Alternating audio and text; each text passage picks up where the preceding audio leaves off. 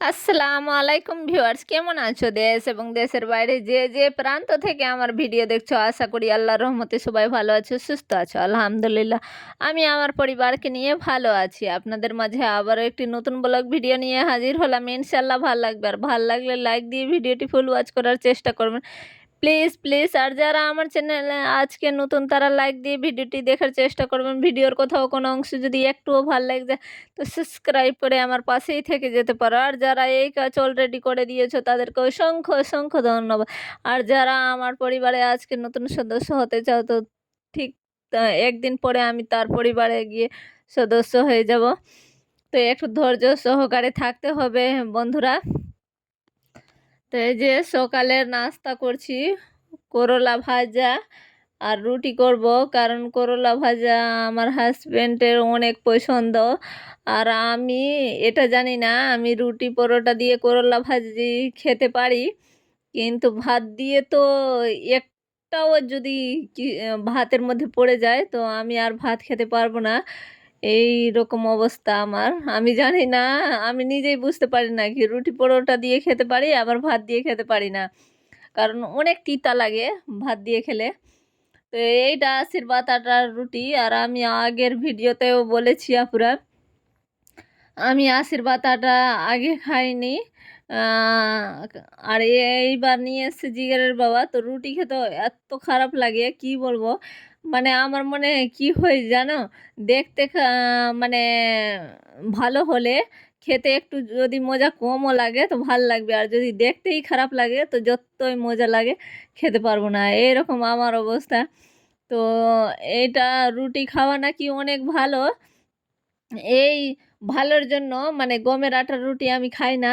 বাড়িতে আমার মা যদি পাঠায় গম, তো আমি বলবো আমি কি করব, গম কালো কালো রুটি হয়ে আমি খেতে পারবো না। আর এই যে জিগারের বাবা, ও নিয়ে এসে কালো আটা রুটি, কালো কালো হয় দেখে এত খারাপ লাগে। কি আর করব, যখন টাকা দিয়ে কিনে নিয়ে এসছে তো কোনো রকম খেয়ে তো শেষ করতে হবে। আর 5 কেজি আটা নিয়ে চলে এসছে, আমি ভিডিওতে আপনাদেরকে দেখিয়েছি 5 কেজি আটার প্যাকেট নিয়ে এসছে। তো এই যে আমরা খেয়ে নিব।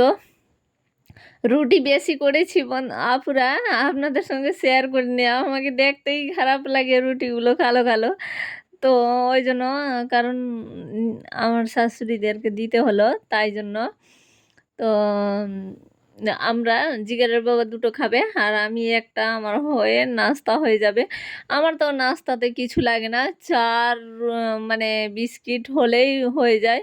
তাও যখন করেছি নাস্তা রেডি তো খেয়ে নিই। আর আমি রুটি থেকে বেশি পরোটা খাই, রুটি বেশি ভাল লাগে না, পরোটা আমি খেয়ে নিই। আর এখন আগে যদি আগে থেকে ভিডিও করতাম তো আমার মনে হয়, আর এই যে দেখেন আমি ভয়েস দিচ্ছি। আর বিঝি বলেন না আপনারা কি বলেন, আমি কোনো ভিডিওতে একদিন শেয়ার করব। আমাদের এদিকে বিঝির উৎপাত অনেক, মানে ওই যে গুই সাপ বলে না, মোটা মোটা সাপ যেইগুলা থাকে, সেম টু সেম ওই রকম দেখতে। তো ওই কুকুর আর বিঝির সঙ্গে লড়াই লেগেছে, তো সাউন্ড আসছে, তো প্লিজ মানিয়ে নিও আপুরা।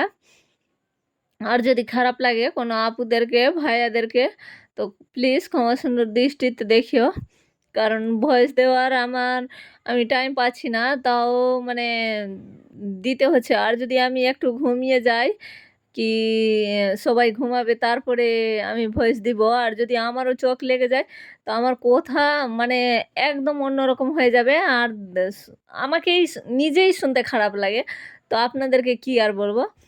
তো তাই জন্য আগেই ভয়েস দিচ্ছি কি বাইরে একটু স্বর হলেও আমার আপুরা মানিয়ে নিবে। তো এই যে ঘর মুছেছি, আর এটা কথা তো বলতেই ভুলে গেছি, এইটা ভিডিও কালকের আপুরা, কারণ কালকে বেশি লং হয়ে যেত ভিডিও, এমনিতে তো লং হয়ে গিয়েছিল।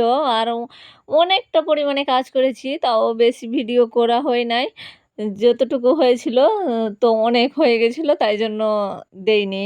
আজকে আবার বাকি অংশটা দিয়ে দিলাম।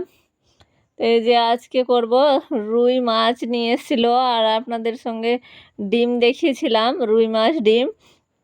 তো ওই ডিম একটু ডাল ভিজিয়ে রেখেছি, ডাল পিষে আর ডিম, মাছের ডিম দিয়ে বড়া করব, আম দিয়ে ঝোল, মানে কাঁচা আম আছে, আম দিয়ে ঝোল করব।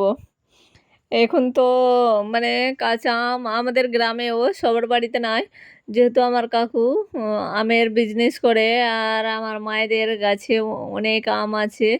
তো যদি গাছ থেকে আম নাও ভাঙি, তো আমার মেজো কাকুর বাড়িতে সবসময় আম থাকে। তো ওই আম অনেকগুলো পাঠিয়ে দিয়েছে। আমি বললাম কি এতগুলো আম কি করব, আমি যেহেতু পাকা আম খেতে পারি না, ভাল লাগে না। তাও এইটা আম একটা একটা খেয়ে নিই, কারণ টক মিষ্টি এইভাবে আম সেম আনারসের মতন খেতে। আর এক একটা আম তো ওই একই আম, কিন্তু আবার কোনোটা আমের টেস্ট একটু আলাদা হয়ে যায় আর কোনোটা আমের টেস্ট আলাদা, এত সুন্দর লাগে। আমার কাছে বেশি ভাল লাগে, যারা টক খেতে পারেন না তারা বলবে টক টক আম আমাদেরকে ভাল লাগে না, কিন্তু আমাকে বেশি ভালো লাগে। টক মিষ্টি দুটোই মিলিয়ে আছে তাই জন্য। তো ওইটা আম দিয়ে আজকে রান্না করব, মানে মাছের ডিমটা। আর বকবক তো অনেক করে দিলাম, আর আমার ভিডিওর এই পর্যায়ে যারা ধৈর্য সহকারে চলে এসছো আপু ভাইয়ারা, তারা প্লিজ লাইক দিয়ে দেখার চেষ্টা করবেন। আমি জানি আমার আপু ভাইয়ারা মানে আমাকে অনেক ভালোবাসে, লাইক দিয়েই দেখে, তাও একবার বলে দিলাম। তো মনে কিছু করিও না আপুরা, কোনো কোনো আপু ভুলে যায় কমেন্ট করে, আর কিন্তু লাইক দিতে ভুলে যায়, তাই জন্য সেই আপুদের অনুরোধে বলে দিলাম।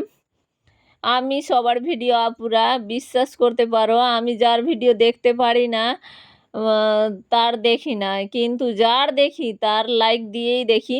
বা যদি বসে দেখতে নাও পারি তো অন রেখে দিই, কারণ সব সময় বসে দেখাও সবার ভিডিও সবার পক্ষে সম্ভব না, তাই না আপু? এটা কথা কি আমি খারাপ বলেছি বলো? সংসারের কাজ আছে আর সবার যদি ভিডিও বসে দেখতে যায়, আর আমার তো একটাই মোবাইল, মোবাইল নিয়ে ভিডিও করা, আবার কাজ করা, আবার মোবাইল দেখা, তো কোনটা করবো আপুরা? বসে দেখি তো কোনটা কাজ হবে, তাই না আপুরা? তো প্লিজ আমার কথা যদি খারাপ লেগে যায় কোনো আপু ভাইয়াদেরকে, তো প্লিজ ক্ষমা সুন্দর দৃষ্টিতে দেখিও। তো এই যে আর বারবার আমি একই কথা বলছি, কারণ আমার থেকে ভুল হতে পারে আমি জানি, কারণ আমি অনেক একটু একটু তাও আমার বড় বড় আপু ভাইয়াদেরকে দেখে শিখছি যে মানে কী রকম করতে হবে না করতে হবে। আমি তো মোবাইলের সম্বন্ধে কিছু জানতাম না।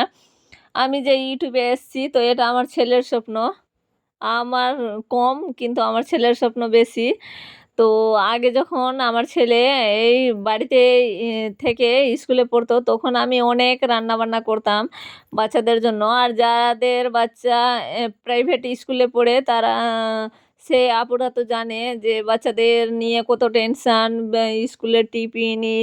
আর যারা মানে সরকারি স্কুলে পড়ে আমাদের গ্রামে, মানে আমাদের ইন্ডিয়াতেই মনে হয় সমস্ত স্কুলে এই রকমের আছে, যাদের বাচ্চা সরকারি স্কুলে পড়ে তাদের তো মানে স্কুল থেকে টিফিন দেওয়া হয়, কিন্তু আমাদের বাচ্চা, আমার বাচ্চা, আমাদের না, আমার বাচ্চা কোনো দিন সরকারি স্কুল যায়নি, মানে ছোট থেকে আমি প্রাইভেট স্কুলে পড়িয়েছি। তাও ওই আমার ছেলেটা অনেক বদমাশ হয়ে গেল, সবার আদরে বাদর বলে না কি, বেশি আদরে বাদর হয়ে ছেলে মানুষ, সেই রকম আমার ছেলেটাও অনেক মান্যত করে আমার ছেলেটাকে পেয়েছি, আল্লাহ তাআলা দিয়েছে। ওই একটু বেশি আদর হয়ে গেল, যখন যেটা চাইলো তখন। আমি তো কোনো সময় কোনো জিনিসের জন্য একটু মানাও করি, কিন্তু আমার হাজব্যান্ড না, আমার হাজব্যান্ডের মানে এইটা মানে কি বলবো, ওর রক্ত বিক্রি করেও যদি হয় তো দুটো বাচ্চার জন্য, বা কিডনি বিক্রি করেও হয় তো ওর বাচ্চার স্বপ্ন পুরো করবে আল্লাহ তাআলার উপর। কিন্তু আমার হাজব্যান্ড নিজের থেকে অনেক চেষ্টা করে আমাকে, আমার দুটো ছেলেকে হাসি খুশি রাখার। কিন্তু বলে না কি আল্লাহ যেটা যার ভাগ্যে লেখা আছে সেটাই হবে, যতই চেষ্টা করা হোক না কেন। আর যারা চেষ্টা করবে না তাদের ঠিকই হয়ে যাবে, আর যারা যদি চেষ্টা করবে আর যদি আল্লাহ তাআলা ভাগ্যে না লিখে তো হবে না। তো আমার হাজব্যান্ড অনেক মানে নিজে থেকে চেষ্টা করে, অনেক মানে এইরকম হাজব্যান্ড এইরকম বাবা পাওয়া অনেক মানে সবাই বলে আমার মা, কাকিরা সবাই বলে কি মানে অনেক ভালো আছে আমার জামাই। কারণ আমার বেটিকে আমি আমার হাসব্যান্ডের থেকে কোনোদিন দুঃখ পাইনি। আমার হাসব্যান্ড এত ভালো লোক। আম তো আমার ছেলেমেয়ের জন্য অনেক কিছু করছে। যখন যেটা বলছে আমার ছেলেমেয়ে সেইটাই করার চেষ্টা করছে আর চেষ্টা করছে। তো অনেক বকবক করলাম। এখানে ভিডিও শেষ করলাম। আল্লাহ হাফিজ।